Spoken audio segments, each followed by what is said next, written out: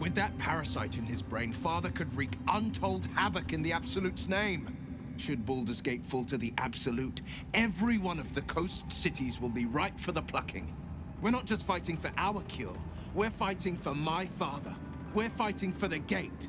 We're fighting for all of Faerun.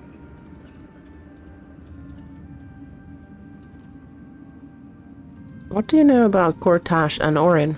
Orin? I'd never heard tell of. But Gortash I know. Or know of, more precisely. A self-styled strategic advisor to Baldur's Gate's peers. A bit player with dreams of a leading role, the way Father told it. He had no use for Gortash, and even less for his advice. I don't remember much beyond that. But where these Chosen are concerned, I have a suspicion we're about to know more than we'd like.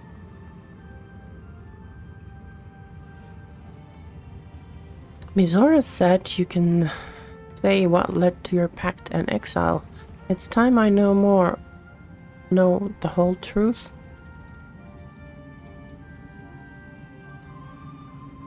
The Absolute Cult has Ravengard. Where will they take him?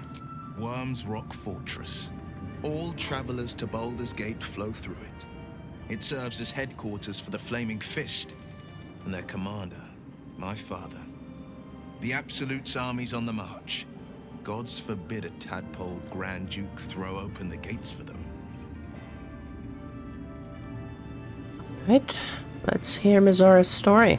Yes, but first a question. If your home were under siege, what would you sacrifice to save it?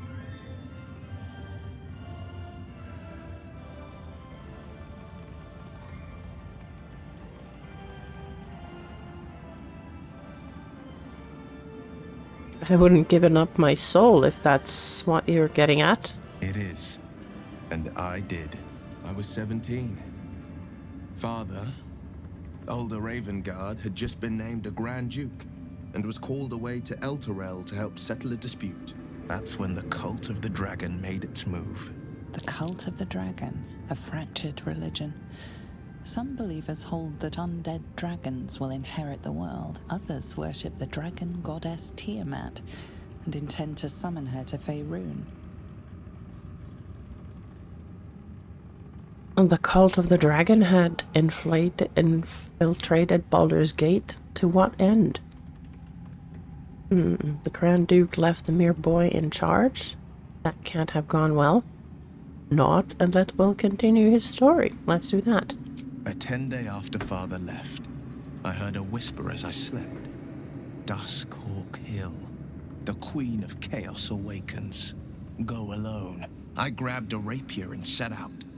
There wasn't a cloud in the sky, yet not a single star was shining. There they were, gathered at the foot of the hill. Your head tingles. Wyll wants to show you what happened. Allow Wyll to share his memory with you. In the looming shadow of the mount, 5 groups of 5 figures each encircle a lofty totem. Atop each totem, a dragon's head is carved, and a massive orb held in its mouth. The cultists chant, first softly, then crying to the starless sky. There is a crack of thunder, a gust of wind, and a dragon's white head appears in the storm. As the maelstrom howls, Mizora's lips press to your ear. She will destroy Baldur's Gate.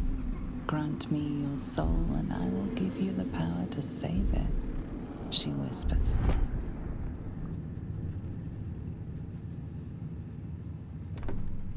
She read the terms while 2 devils stood witness, and I said yes. 1 soul for 1 city.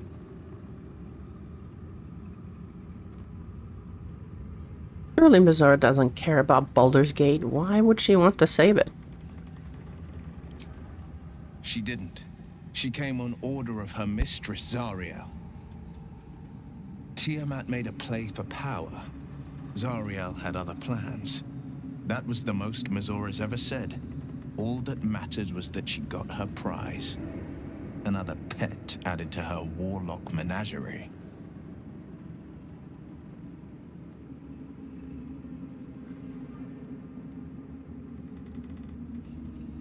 You took on 25 cultists on your own?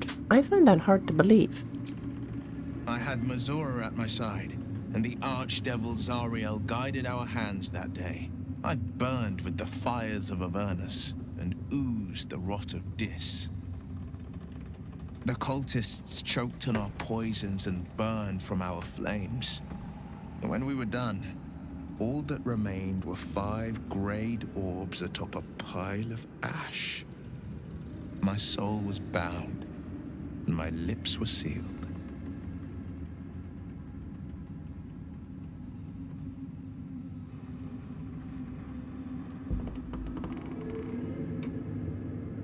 It was brave what you did for the city. I don't know that it was brave. I just know that it was right. Is that how you lost your eye in the battle with the cult of the dragon? It is. The one scar I ever bore of it. Mizora replaced it with a sending stone. She uses it to track my location and speak from a distance. I could flee to the spine of the world, or the depths of the lower dark, and still never shake her. And what about your father, the Grand Duke? He returned to an unsuspecting city and a wayward son with a smirking devil at his side. I tried to tell him the truth, but my mouth couldn't form the words. I'd led him to the battlefield, but Mazura had swept it clean. I showed him my stone eye, but he only turned away. After, he said only one word: go. So I did.